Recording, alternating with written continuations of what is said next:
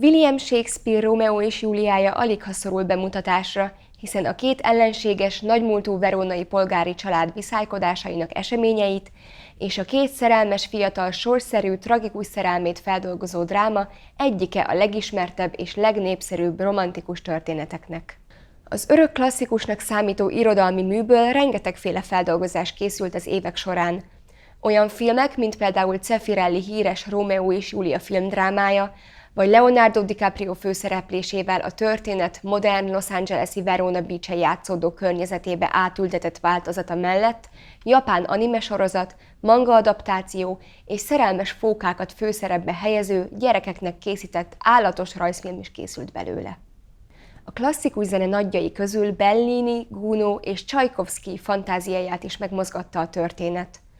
A könnyű zenei feldolgozások közül minden bizonnyal mindannyian ismerjük a híres francia musicalt, valamint Leonard Bernstein West Side Storyját, ami a Rómeó és Júlia történetet 20. század elejé New York-i környezetbe emeli és alakítja át. Egy másik feldolgozás ezektől megint csak egészen eltérő módon interpretálja a művet. Szergej Prokofjev a 20. század egyik legjelentősebb világhírű szovjet orosz zeneszerzője és zongoraművésze balettet készített Shakespeare drámájából.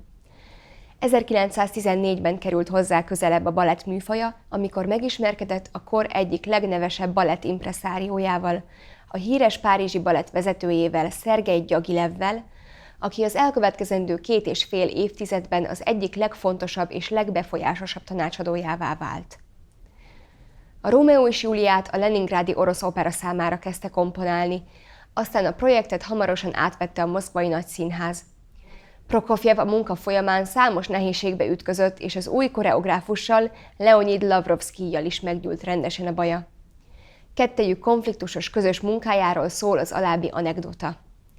Miért szereti ezt a művet? Kérdezte Prokofjevtől a Júliát alakító Galina Ulanova prima ballerina. Miért nem kérdezi Lavrovszkijt? Ő parancsolt rám, hogy szeressem, válaszolja erre Prokofjev.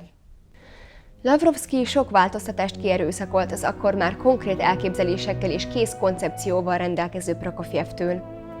Mivel hiányolt bizonyos tánctételeket és megunta, hogy folyamatosan vitákba bonyolódik Prokofjevvel, ezért titokban kikölcsönözte a zeneszerző második zongoraszonátájának scherzo tételét, hogy azzal helyettesítse reggeli tánc néven a szerinte hiányzó részleteket.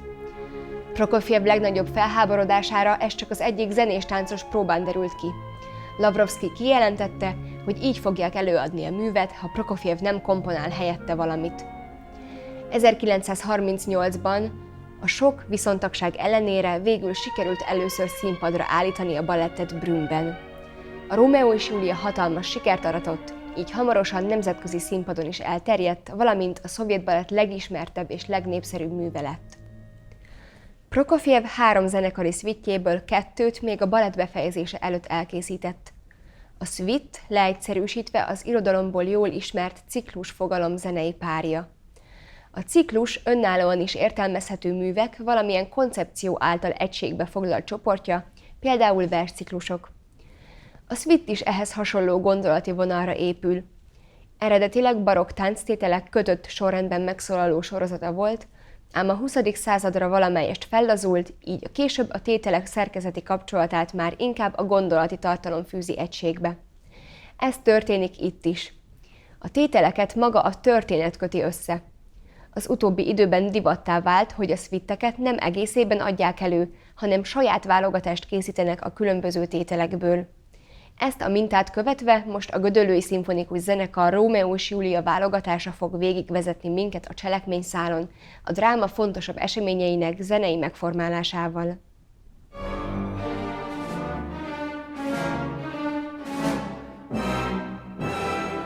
A dráma nyitó tételében Sámson és Gergely, Capulették szolgái, karddal és pajzsal felfegyverkezve sétálnak a reggeli órákban Verona közterén. Most elsőként az ezt megjelenítő Az utca ébredése című tételt fogjuk meghallgatni. A hajnal csendjét, a dolgos hétköznapokat és a fokozatosan beinduló köztéri élet izgatott pezsgését jutatja eszünkbe, amint az utcákat és a tereket egyre több ember népesíti be. Az alapot a vonósok folyamatos egyenletes óraketyegésre hasonlító, szaggatott játéka biztosítja, ami egyfajta folytonos, izgatott lüktetést kölcsönöz a zenének.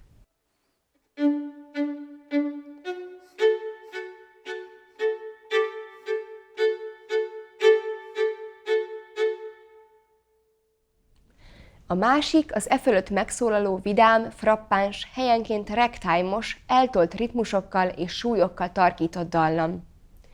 A főszerep a fagotté. Rövid hangjaival ő is idomul a vonósok karakteréhez. Ez a tételt jellemző dallam egymás után többször is megszólal, leggyakrabban felváltva a fagotton és a hegedűn.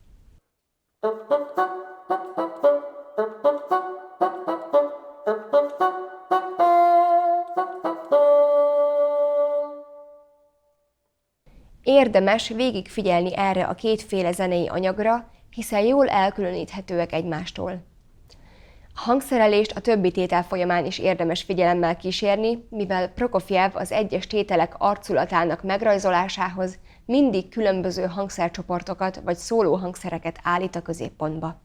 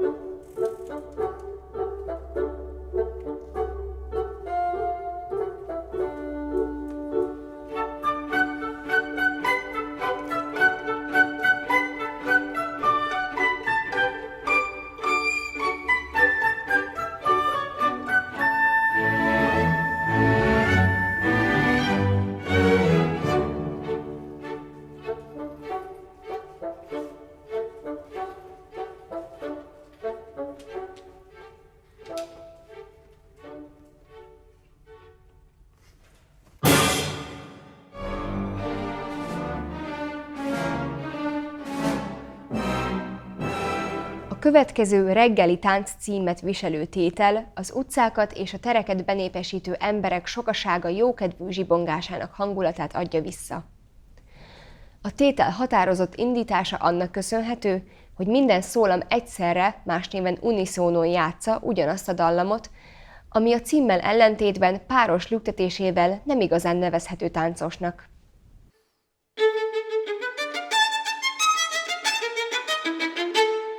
Sokkal inkább táncos jellegű az ezzel váltakozva megszólaló bumfordi tenyeres talpaszene. A tubák dudabasszusai, a dobütések és a csörgők egy táncos köztéri mulatság dobbanó lépteinek képét jutatja eszünkbe.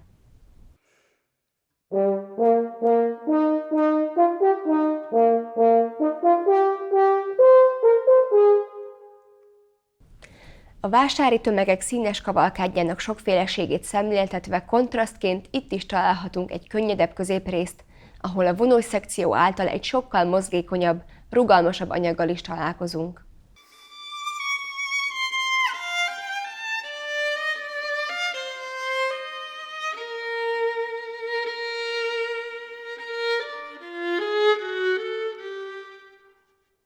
Ennek a háromféle zenei anyagnak az ismeretében hallgassuk meg tehát a teljes tételt.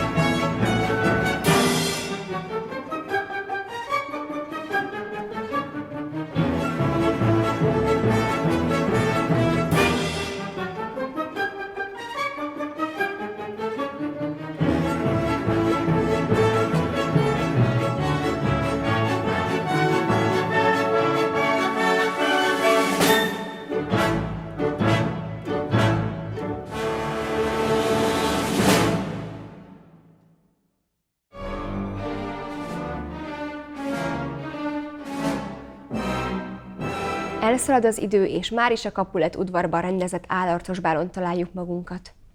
Rómeó barátaival, Merkúcióval és Benvolioval együtt arcukat maszk mögé rejtve próbálnak észrevétlenül beosonni a táncos mulatságra. A vonósokkal felelgető klarinét és oboa rövid, szórakozott, kíváncsiságot ébresztő fürge dallamaival követi a lopakodó ifjakat.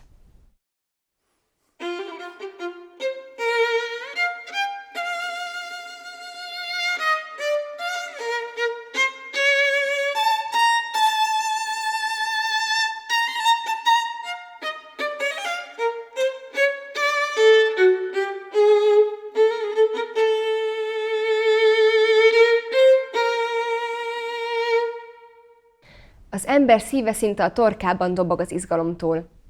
Ezt a különböző ütőhangszerek, mint a cintányérok vagy a csörgődobok, valamint a mélyvonósok folyamatos, folytott lüktetésű nyolcad mozgásai szemléletesen imitálják, biztosítva a szüntelen feszültséget.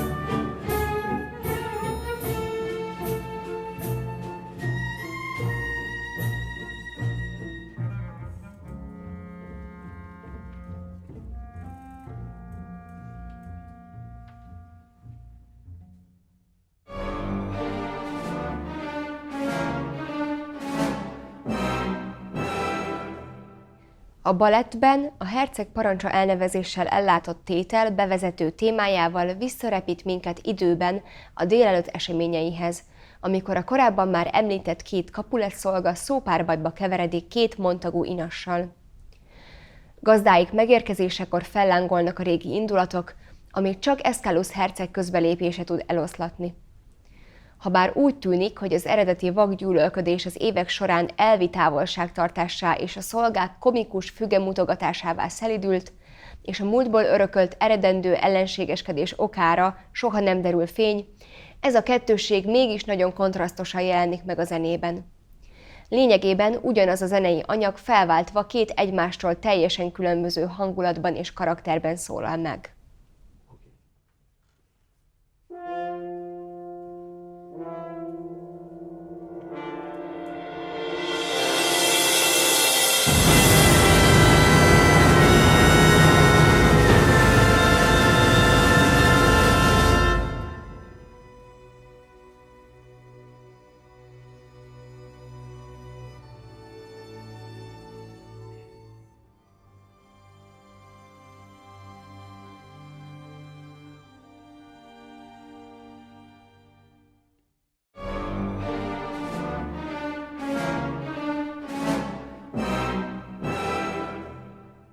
A tétel nagyobb részét képező Lovagok tánca néven ismert híres báli jelenet zenei anyaga egyből a Capulet udvarban megrendezett állarcos bálba repít minket. Annak ellenére, hogy a témája egy egyszerű ámol-hármas hangzat felbontásból áll, jellegzetes nyújtott ritmusos ritmikája nagyon markánsá teszi. Ez a nehézkes, robosztus karakterű, ugyanakkor mégis táncolt zene tökéletesen adja vissza a páncélos lovagok táncának hangulatát, a fegyvercsörgést imitáló cintányérral és a részfúvósok súlyos alaplüktetését adó negyedeivel.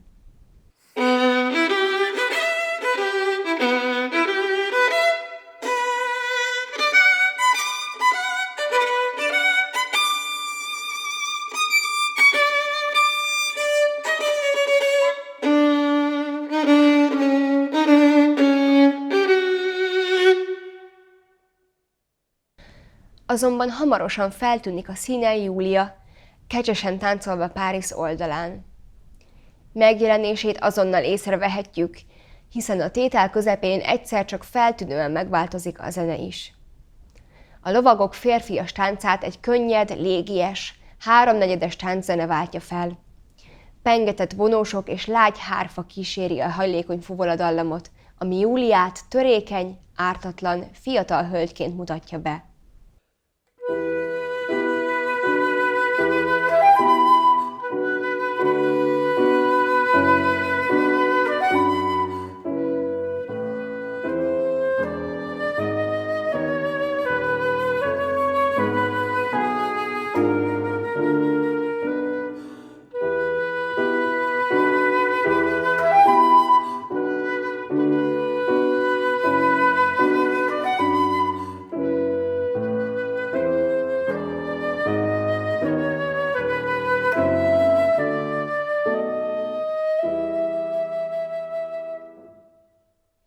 Hallgassuk meg tehát a teljes tételt.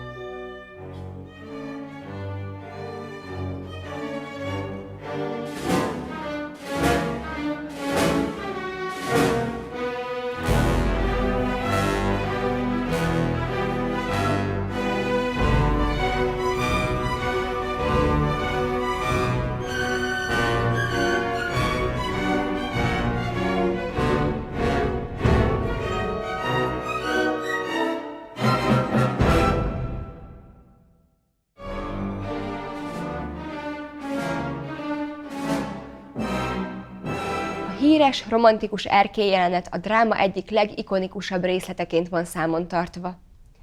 Rómeó éjnek idején belopódzik Capuleték gyümölcsös kertjén keresztül Júlia szobájának ablakához, majd a két fiatal az éjleple alatt egy holdfényes szerenádot követően kölcsönösen szerelmet vall egymásnak.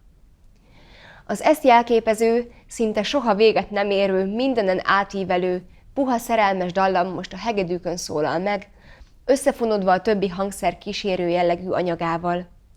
Igazi éjszakai szerenádzene, egyszerre nyugodt és meghitt, ugyanakkor végig szenvedélyes és érzéki.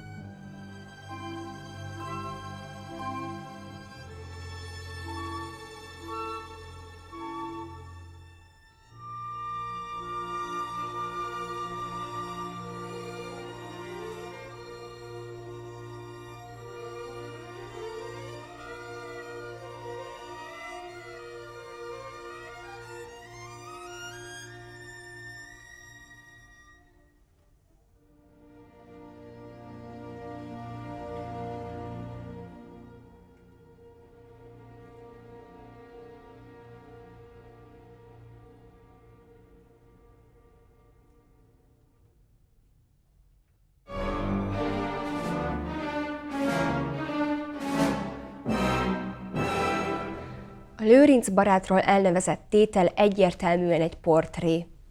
Rómeó egyből hozzásíet a báli éjszakát követően, és sikeresen meggyőzi, hogy titokban adja össze őket Júliával. Prokofjev a fafúvós hangszereket választja a barát karakterének megformálásához. A tétel andante, lépésben tempójelzésének megfelelően egy nyugodt, lépegetős lüktetésű, lassú témával kezdődik. Lelki szemeink előtt egyből megjelenik az idősödő, kényelmesen sétálgató szerzetes. A tétel közepén hallható búgó hangú csellószóló érzelemgazdagsága híven tükrözi a barát feltétlen odaadását, jó szándékú gondoskodását és segítőkészségét, hiszen a történet folyamán végig kész volt támaszt nyújtani a fiataloknak, bölcs tanácsokkal támogatva őket. Ez a zene is hasonló asszociációkat ébreszthet bennünk, mintha a barát sétáját megszakítva bölcsességeket osztana meg velünk.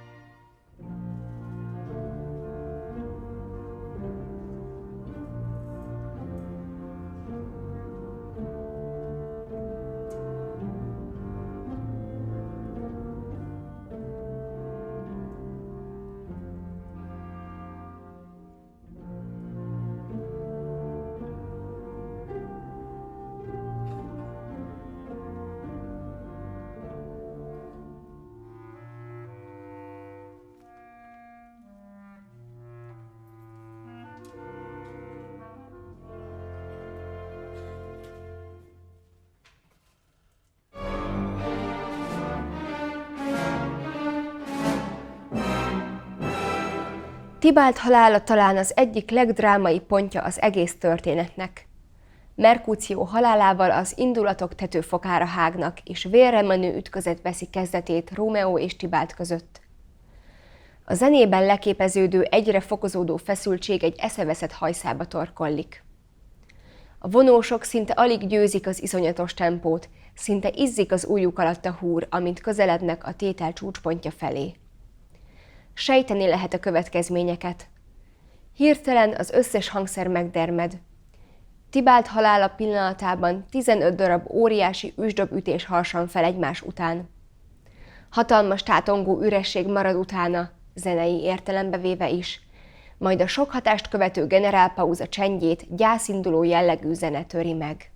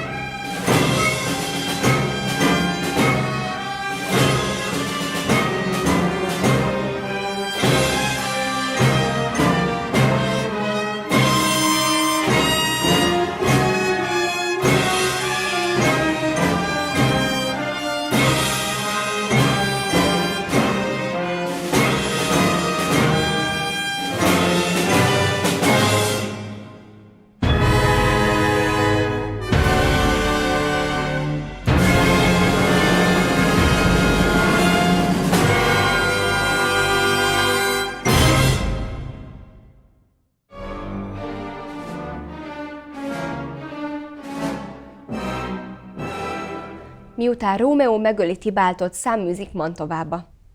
A Rómeó-Júlia sírjánál című tétel azt a pillanatot hivatott megörökíteni, amikor Rómeó hazatérben megtalálja a tetszhalott Júliát. A balettben ez a tétel egyezik meg Júlia temetésének jelenetével. Prokofjev az összes reménytelenséget és kétségbeesettséget belesűríti, amit az ember gyermeke elvesztésekor érezhet. Fájdalmát mi sem fejezi ki jobban, mint a vonóskaron megszólaló szívszorító sírató dallam.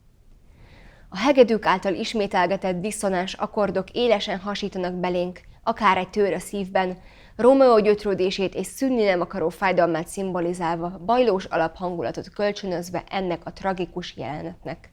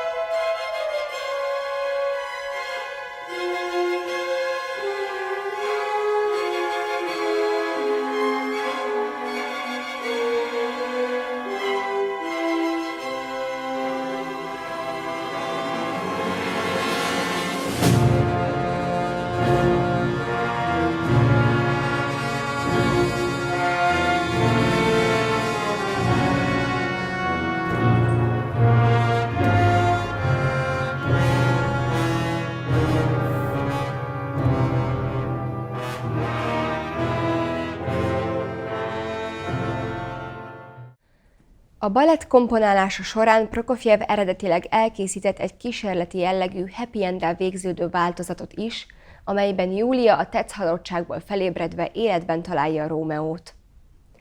Annak ellenére, hogy ezt az abszurd változtatást táncművészetileg megindokolták azzal, hogy a halottak nem tudnak táncolni, végül mégis elvetették a változatot, mivel a lehúzó kritikák szerint a darab a happy end ellenére sem fejezett ki igazi örömöt, valamint a shakespeare-i koncepcióval szembeni szentségtörésnek titulálták. Prokofjev végül azért mégis végrehajtott egy jóval kisebb, ám jelentős módosítást a cselekményen. Shakespeare drámája szerint a két család békét köt gyermekeik holtteste fölött. Prokofjev azonban szándékosan kihagyja ezt a jelenetet a balettből. A mű így Júlia halálával végződik.